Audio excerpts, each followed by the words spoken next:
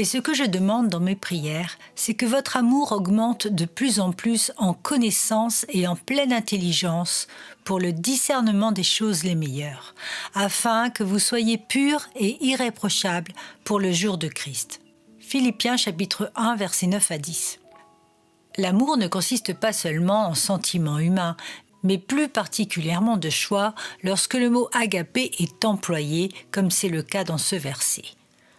Nous devons connaître la parole de Dieu si nous voulons que notre foi grandisse et que notre relation avec le Seigneur soit de plus en plus intime et approfondie. Et pourtant, bien que tous les chrétiens entendent régulièrement cette recommandation, certains n'ont toujours pas compris l'impact que cela avait sur leur âme. Mais ce qui est le plus surprenant et surtout le plus inquiétant, c'est qu'ils n'éprouvent pas le désir de connaître davantage celui qu'ils disent servir et adorer. La lecture journalière de la Bible est pour eux un véritable fardeau, car ils n'en ressentent pas le besoin.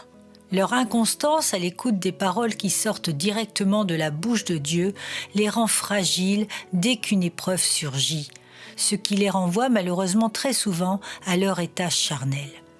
Ils se contentent des restes de la veille ou de l'avant-veille, font parfois même une diète de plusieurs jours consécutifs, sans que cela ne les gêne le moins du monde.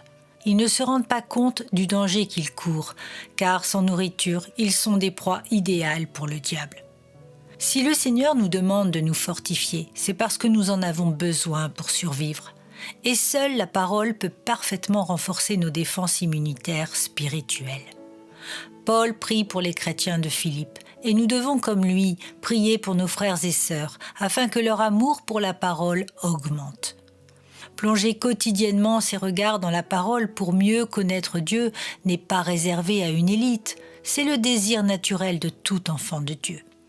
Pourquoi cela n'est-il pas ? Dieu seul en a la réponse exacte. L'amour ne nous pousse-t-il pas à toujours rechercher l'être aimé ?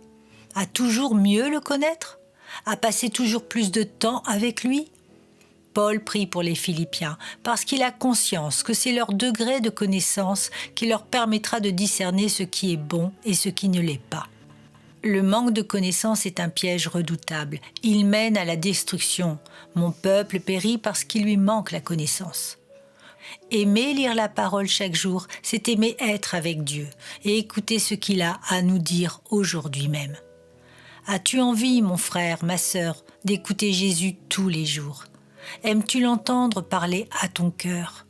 Ce n'est pas un devoir, c'est la démonstration naturelle de ton amour envers celui que tu dis aimer.